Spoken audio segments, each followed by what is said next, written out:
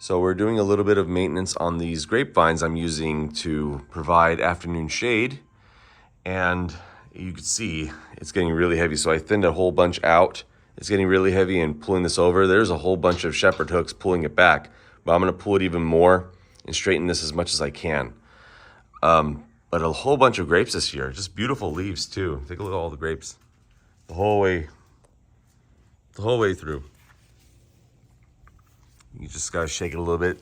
It thins itself. It'll thin itself in the wind too, but just a little bit here and there. You can see all the little grapes on the floor.